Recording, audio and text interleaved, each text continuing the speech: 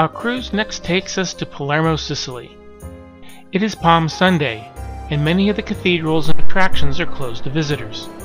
So we decide to take a tour sponsored by Holland America, which combines some time in the city as well as visits to some outlying towns.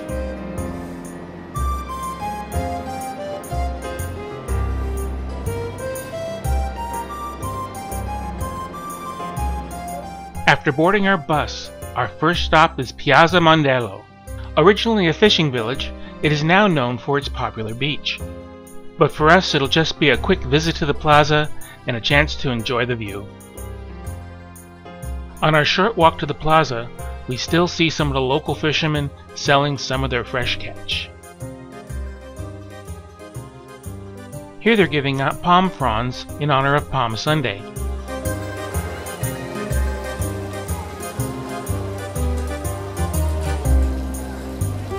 We soon arrive at the plaza, with its statue of a mermaid honoring the sea.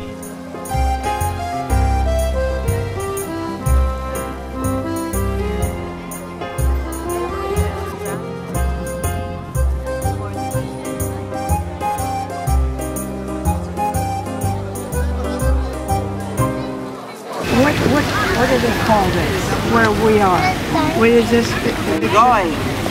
The village name. Village. Where are we going? Palermo, Roma. Today you stay in Palermo? Yeah, Palermo. Well, in hotel? No, on the ship. Ah, in the ship. Yeah. How old are you? 90. 90. 90. You? Me? I don't believe. You don't believe? Come si chiama? Paola. Paola. Oh, You? Angela. Angela, come l'Angela del cielo.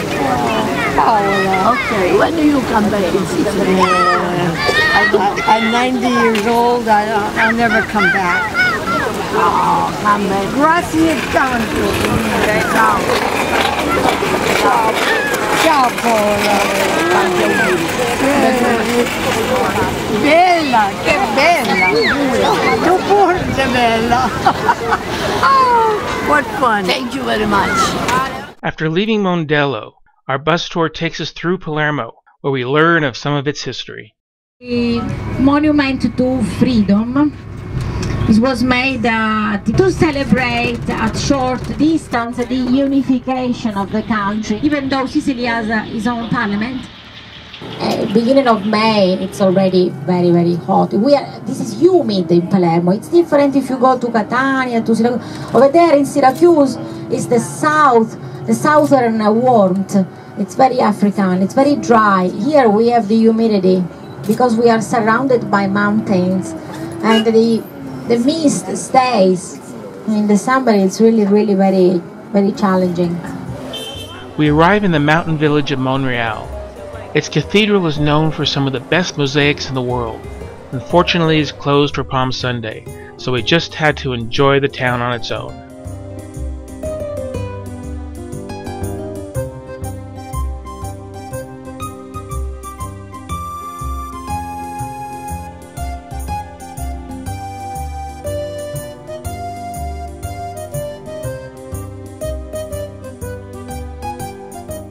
Seeing some grilled eggplant in the window of a deli, we decide it's time for lunch, and a quick melanzana sandwich. Sì, certo. Grazie tanto. Ciao. Ciao, melanzane? Sì.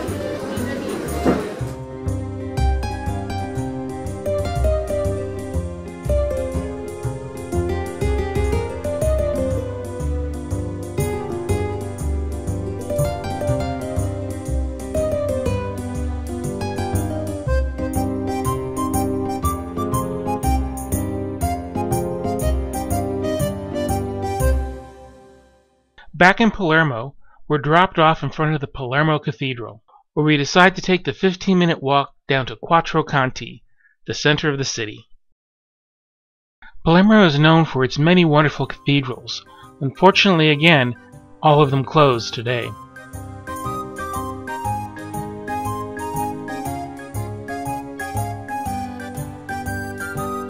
The intersection that forms the Quattro Canti has sculptures on its four corners, each depicting a number of different scenes, including the four seasons, four Spanish kings, and the four patron saints of the old town.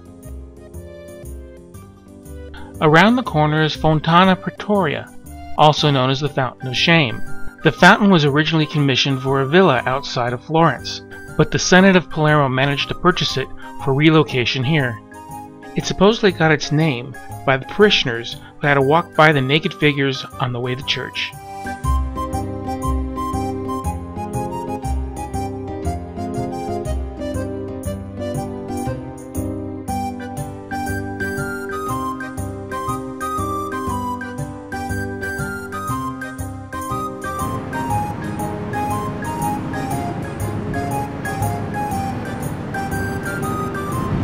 Goodbye, Palermo. We loved you.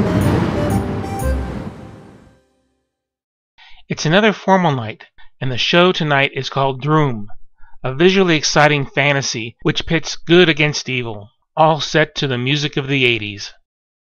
We're heading toward the Campania region of Italy and the port of Naples. Again deciding to get out of the big city, we arranged for Jack the driver to take us on a tour of the Amalfi coast.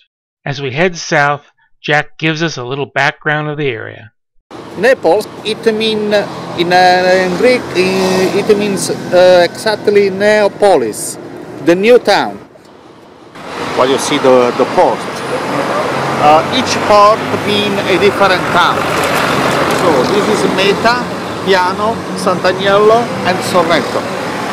Sorrento is the biggest of the four towns. Altogether, we make 40,000 people. Sorrento alone is 18,000. And that is our first stop, the wonderful little town of Sorrento. One of the things Sorrento is known for is its intarsia, its inlaid wood. So we had to make a visit to one of the stores that make it, and they were more than happy to give us a demonstration of how it's made. The way our work is done is that we always start off with a drawing. So I always do my drawing and I colour it in. So based on each of the different colours that I choose in my drawings, I select matching wood veneers at exactly the same colour. So we can dye woods to any colour that we want, but we pack all our veneers of wood together. We put our drawing on the very top. The most beautiful part of that, I think, is this. This is the only tool our artist will ever need to use. Wow. It's called the coping saw. Maybe you guys call it a jigsaw. Okay? But I drill a small hole, I thread the jigsaw through, and then I start cutting around my drawing. Now the reason for the arch is so I can work around my pack at 360 degrees. Now you saw a flower pop out. That's actually the flower that I've cut to show you the veneers of wood in all those different colours. See? Now these are completed veneers with all my little pieces of wood all cut and inlaid together. See? Just look at the light. I wanted to show you the detail. Yeah. Yeah. Oh, it's transparent. Yeah, yeah. How long did it take you to learn this? Well, the apprenticeship is 5 years, mate. But you know, like with everything, you have to be born with a gift to be able to do. You need a lot of patience. Yes. You need a lot of patience. Now, once the veneer is completed, I hot glue it onto a piece of solid seasoned mahogany. We always work on beautiful mahogany woods. We keep it under presses for 8 weeks. Okay? After those 8 weeks are passed, we take it out of our presses and we spray 6 coats of polyurethane on top to protect our work. I have to say we didn't get out of there without buying something. My brother-in-law bought one of the sunflower Lazy Susans, and we bought a tray with a rooster and lemons on it, along with a couple of coasters. They also had a lot of hand-painted pottery. But it wasn't until we visited the small gallery down the street, where Mom fell in love with his wonderful centerpiece. Now it sits on our dining room table.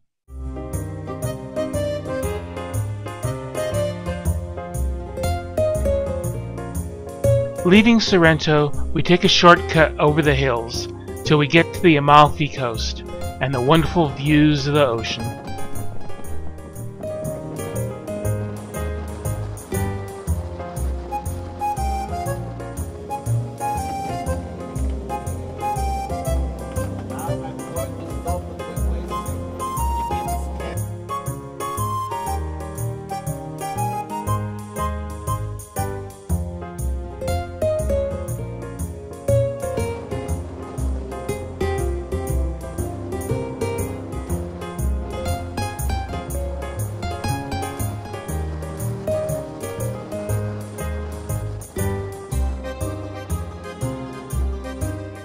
The beach you see, the one with the boat, that was made the movie Under the Tuscan Sun. Yeah, that's the one we just saw. Under the Tuscan Sun. Oh, yeah.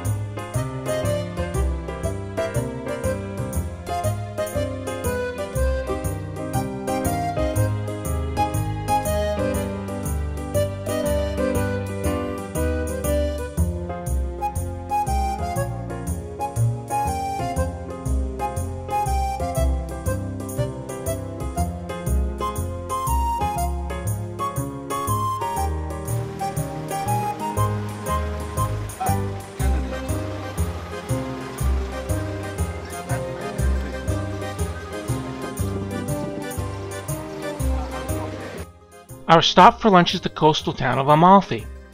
We have just under an hour, so we don't have a lot of time to explore. In the main plaza is the Amalfi Cathedral. It's a lot more impressive than you would expect in a small town.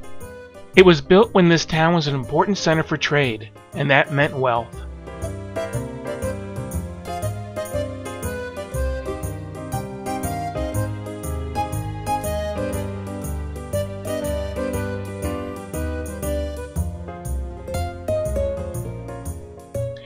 Unfortunately, with the short time, we weren't able to go in, so we stopped at the first cafe we saw and ordered 3 margarita pizzas. With our expectations high because of the reputation of this area for having some of the best pizza, we should have invested a little more time in our decision.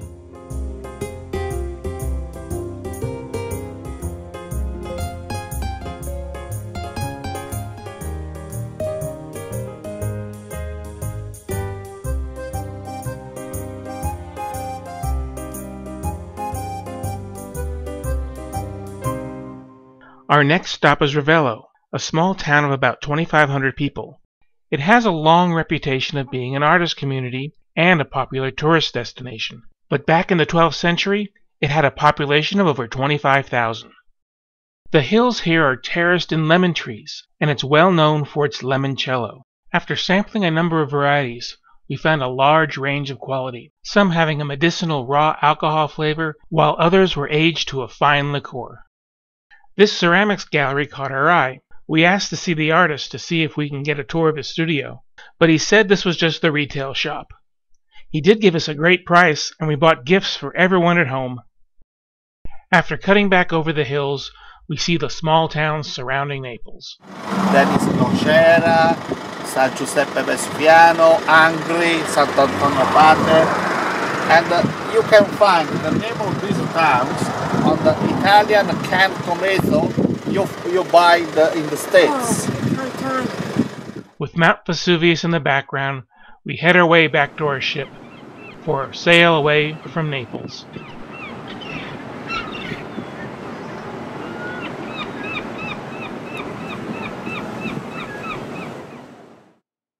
We're halfway through our cruise at the port of Civitavecchia. Having some first-time visitors to Rome with us, and already seeing ruins in Arles, we decided to take Holland America's tour of the Vatican. Knowing we'd have to be fighting the crazy crowds, we made our way in and met up with our tour guide Anna. She started her tour by talking about the Sistine Chapel. Look at the difference between Adam's face here and Adam's body before the cleaning, after the cleaning. Yeah, right. Unbelievable. She explained that the first panels of the ceiling that Leonardo da Vinci painted were of Noah, and the figures in this panel are smaller than the rest of the figures on the ceiling. With the ceilings of the chapel being 63 feet high, people complained they couldn't see the detail of the paintings. So from then on in, he painted everyone larger. Another interesting story was about the painting The Last Judgment. When Pope Paul IV became pontiff, he demanded the nudity be covered up. So one of Michelangelo's apprentices, Daniele de Volterra, was hired to do the task, and he is now known as the underwear painter. In the courtyard of the Pine Cone at the museum stands an interesting sculpture by Arnold Pomodoro, entitled Sfera cum Sfera, or Sphere within a Sphere. Anna explained that the masks on this sarcophagus indicate that this person was associated with the theater. This statue is adorned with bull testicles, indicating fertility.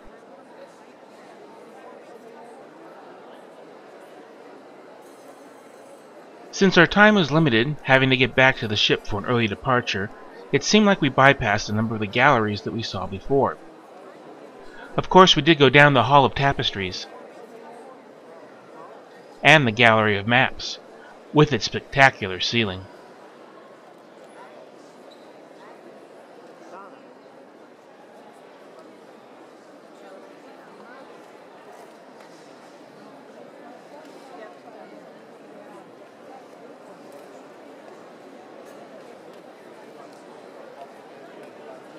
After leaving the galleries and visiting the Sistine Chapel, we head towards St. Peter's Basilica, passing the Holy Doors.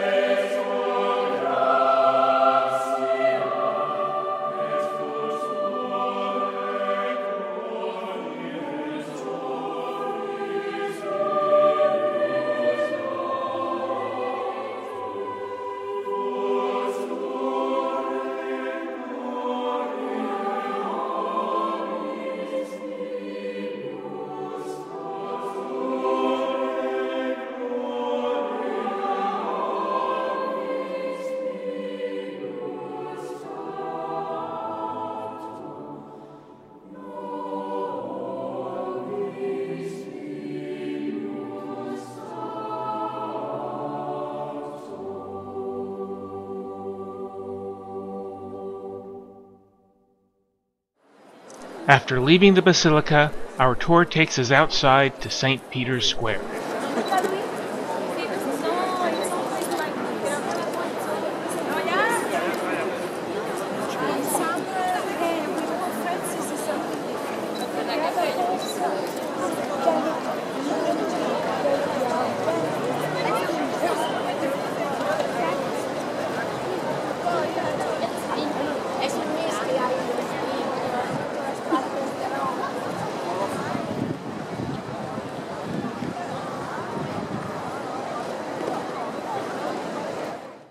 Our final stop is for some souvenirs and some well-deserved gelato, before we get on our bus and fight the traffic back to our ship. Tonight we'll be heading south toward the Strait of Messina.